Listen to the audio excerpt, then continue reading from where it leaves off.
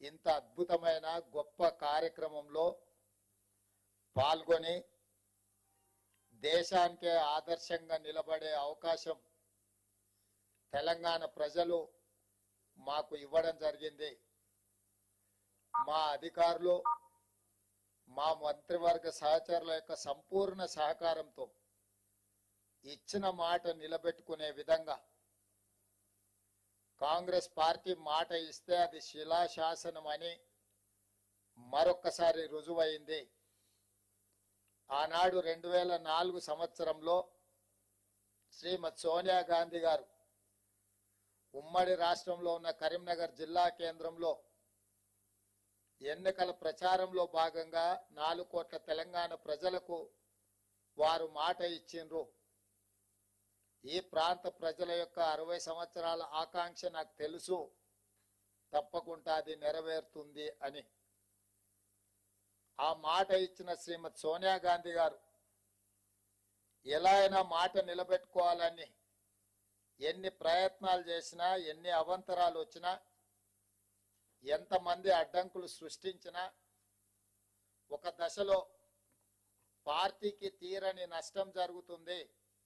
అత్యధిక పార్లమెంట్ స్థానాలు, అత్యధిక శాసనసభ స్థానాలు ఉన్న ఆంధ్రప్రదేశ్లో పార్టీ మనుగడనే కష్టమవుతుందని చెప్పి అన్నా, వాస్తవంగా అది జరుగుతుందని అంచనాకి శ్రీమతి సోనియా గాంధీ గారు వచ్చిన వెనక్కి తిరిగి చూడకుండా మాట తప్పని మడమ తిప్పని నాయకురాలుగా 4 కోట్ల తెలంగాణ ప్రజల యొక్క ఆకాంక్ష నెరవేర్చి తెలంగాణ రాష్ట్రాన్ని ఏర్పాటు చేయడం జరిగింది. అంత గొప్ప నాయకురాలు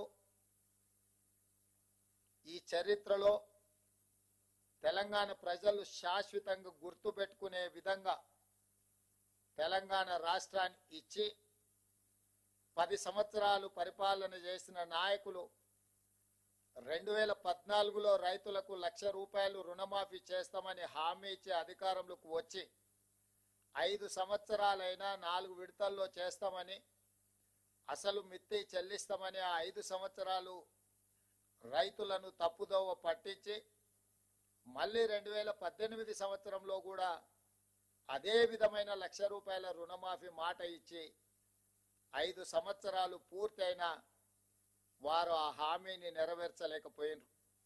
ఇది సందర్భం కాకపోయినా లక్షలాది తెలంగాణ రైతాంగానికి గుర్తు చేయవలసిన బాధ్యత ఈ రాష్ట్ర ముఖ్యమంత్రిగా నా మీద ఉన్నది. మొదటి 5 సంవత్సరాలలో ఆనాటి ప్రభుత్వం చెల్లించింది 12,000 కోట్ల రూపాయలు మాత్రమే. రెండవసారి 2018 నుంచి 2023 వరకు చెల్లించాల్సిన 16,000 కోట్లు, కానీ చెల్లించిన 9,000 కోట్లు కూడా సరిగ్గా చెల్లించలే. 10 సంవత్సరాలు 2 సార్లు ముఖ్యమంత్రిగా బాధ్యత నిర్వహించిన ఆనాటి పెద్దలు 21,000 కోట్ల రూపాయలు కూడా పూర్తి స్థాయిలో రైతులకు చెల్లించలేదు. ప్రజలకు ముఖ్యమంత్రులన్నా ప్రభుత్వం అన్నా విశ్వాసం కోల్పోయే విధంగా రైతులు ఆత్మహత్య చేసుకునే పరిస్థితులు ఉన్నా కూడా ఆనాడు ప్రజలకు ఇచ్చిన మాట నిలబెట్టుకోలేకపోయినరు. కానీ కాంగ్రెస్ పార్టీ ప్రజా ప్రభుత్వాన్ని ఏర్పాటు చేస్తాం, ప్రజలు తీర్పిస్తే అని చెప్పి మే 6, 2022 నాడు ఇంతకుముందు ఎల్లయ్య చెప్పినట్టు వరంగల్ ఆర్ట్స్ కాలేజ్ మైదానంలో లక్షలాది మంది సమక్షంలో ఈనాటి లోక్సభ పక్ష నాయకుడు, కాంగ్రెస్ పార్టీ మాజీ అధ్యక్షులు శ్రీ రాహుల్ గాంధీ గారు ముఖ్య అతిథులుగా పాల్గొని లక్షలాది మంది రైతుల సమక్షంలో వరంగల్ డిక్లరేషన్ పేరు మీద రైతులకు 2,00,000 రూపాయల రుణమాఫీ చేస్తామని మొట్టమొదట వారు హామీ ఇవ్వడం జరిగింది. రైతు డిక్లరేషన్ లో ఆ మాటను నిలబెట్టుకొని, ఆ మాటను గుర్తుపెట్టుకొని